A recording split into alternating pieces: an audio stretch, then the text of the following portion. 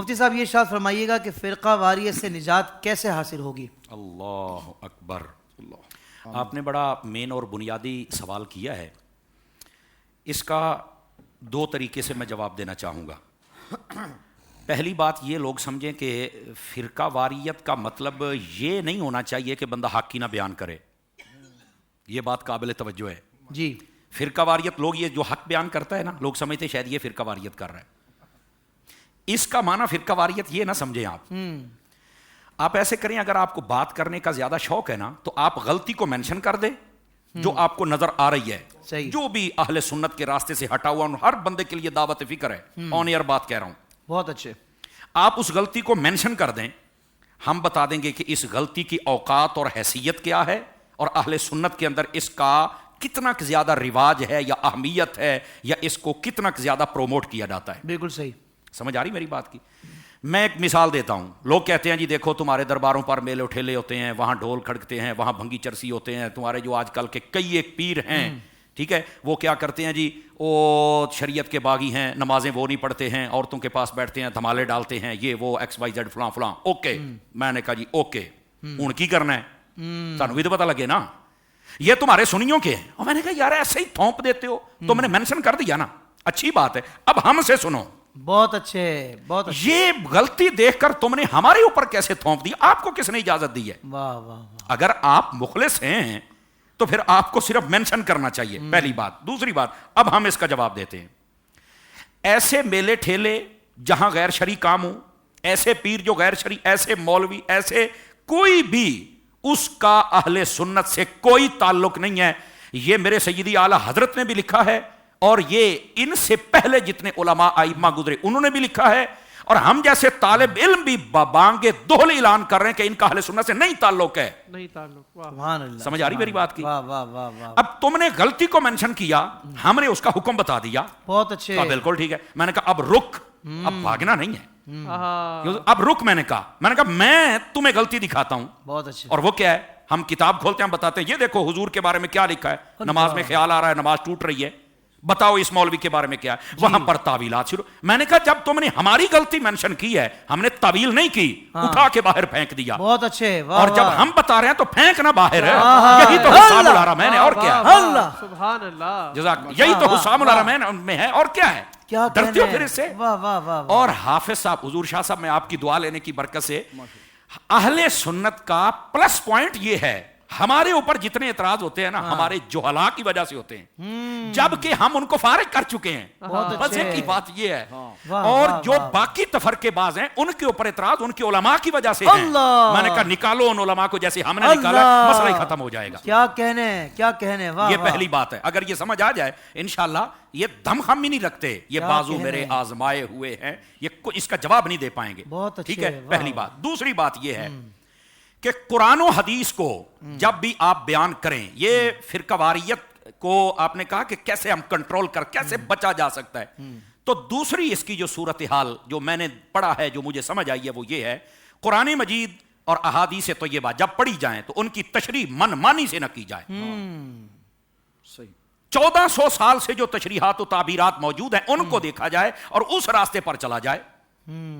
جب لوگ ہٹتے ہیں تو مسئلہ خراب ہوتا ہے. جیسے میں ایک مثال دیتا ہوں تاکہ مسئلہ کھل جائے. جی. حضرت سیدنا علی المرتضیٰ شیر خدا مشکل کشا، ہمارے قبلہ دل اور کعبہ جاں رضی اللہ تعالیٰ عنہ، سبحان اللہ، آپ نے جب فرمایا نا کہ ہم نے ان کو حکم بنا دیا ہے، جب وہ مسئلہ بنا لڑائی والا، کہا ہم نے فیصلہ کروانے کے لیے حکم بنا دیا، تم باتیں سن کے مسئلہ ختم کر دو. آپ نے حکم بنا دیا. تو ایک بندہ اٹھ کے کھڑا ہوا، اس نے کہا ان الحکم الا للہ، حکم تو اللہ دے سکتا ہے، آپ کون ہیں علی حکم دینے والے؟ وہ خارجی تھا نا، وہ بک بک کر گیا. حضرت مولا مرتضیٰ شیر خدا کے سامنے جو لوگ بیٹھے وہ بھی چوپ، یار قرآن پڑھ رہا ہے، اب اس کا کیا جواب ہوگا؟ صدقے جاؤں مولا علی شیر خدا پر، آپ نے ہمارے مسئلے حل کر دیے. آپ نے فرمایا کلمۃ الحق ارید بہا الباطل، کلمہ صحیح پڑھ رہا ہے، مراد غلط لے رہا ہے. اللہ. تفرقہ ہوتا ہی اس وقت ہے جب قرآن صحیح پڑھا جاتا ہے، مطلب اپنی مرضی کا لیا جاتا ہے. اللہ اکبر. یہ بات شاہ صاحب نے بھی کہی. الحمدللہ. ہم یہ کہنا چاہتے ہیں کہ اگر آپ چاہتے ہیں کہ تفرقے سے بچ جائیں تو آپ کوئی بھی آیت، میں ایک مثال دے دیتا ہوں آپ کو تاکہ یہ عوامی بات ان کو سمجھ بھی آ جائے.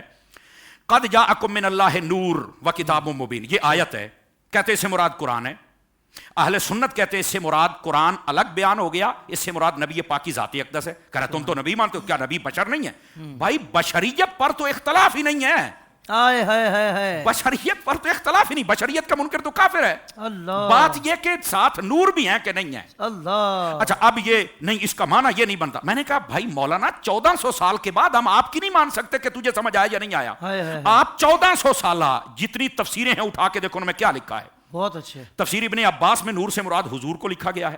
جلالین جو ہر مکتبہ فکر کے پڑھاتے اس میں نور حضور کو لکھا گیا ہے. باقی علماء نے لکھا ہے. تو میں نے کہا بتا یہ تجھے جو علم کا زیادہ فلڈ آ گیا ہے, اب تیری بات مانیں گے یا 1400 سالہ لوگوں کی بات کو ہم مانیں گے؟ اللہ, تو یہ اصل مین پوائنٹ اگر سمجھ آ جائے تفرقہ ختم ہو سکتا ہے. وہ کیسے کہ تشریح اپنی مرضی سے نہ کریں, جو علماء ملت اسلامیہ نے بیان کی ہے اس کو آپ بیان کریں. اب ولا تفرقوا والی آیت تو سارے پڑھ دیتے ہیں, واعتصموا بحبل اللہ والی تو سارے پڑھ دیتے ہیں. تو میں نے کہا واعتصموا بحبل اللہ جميعا ولا تفرقوا, ذرا پڑھ کے بتائیں گے کہ حبل اللہ سے مراد کیا ہے؟ بتائیں نا ذرا کیا مراد ہے. حبل اللہ سے مراد قرآن بھی ہے, حبل اللہ سے مراد اطاعت بھی ہے, حبل اللہ سے مراد نبی پاک کی ذات بھی ہے, حبل اللہ سے مراد حدیث بھی ہے, حبل اللہ سے مراد نبی پاک کی پیاری پیاری سونی سونی اہل بیت اطہار بھی ہے. اللہ اکبر, واہ واہ واہ. اور پھر میں نے کہا تھوڑا سا آگے اور پیچھے والی آیت بھی پڑھ لو میری جان, تاکہ آپ کو پتہ چلے کہ تفرقے سے بچنا کیسے ہے. اللہ نے فرمایا یوم تبیض وجوہ وتسود وجوہ. پڑھو نا اس آیت کو. کہاں بالکل قیامت والے دن کچھ کے چہرے سفید ہوں گے اور کچھ کے کالے ہوں گے. تو میں نے کہا بتا سفید کس کے ہوں گے؟ تو باقی ہمارے ہوں گے. اور میں نے کہا یہ تم اپنی طرف سے بیان کر رہے ہو, بتاؤ تفسیریں کھولو, 1400 سال کی تفسیریں کھولو, بتاؤ وہاں پر کیا لکھا ہوا ہے. میں چیلنج سے کہتا ہوں, جو کہتا ہے نا کہ تفرقہ نہیں کرنا چاہیے, بچنا چاہیے, میں نے کہا جو 1400 سال کو امت کو سنبھالتے ہوئے آ رہے ہیں نا ان کی بات پڑھ. یہاں لکھا ہوا ہے جن کے چہرے سفید ہوں گے وہ اہل سنت و جماعت کے لوگ ہوں گے. اللہ, ایک ہی تو راستہ حق ہے, باقی سب نے اپنی اپنے راستے جدا کیے ہیں. ان کو چاہیے قرآن کو جب بھی بیان کریں اس کا مطلب غلط نہ بیان کریں, اپنی نفس اور ہوا کو بیچ میں شامل نہ کریں, اپنے مولویوں کے بتائے ہوئے گڑے ہوئے سگرے کبرے اور اپنی یہ طرف سے یہ جو تشریحات ہیں وہ بیان نہ کریں اگر چاہتے ہیں تفرقے سے بچنا.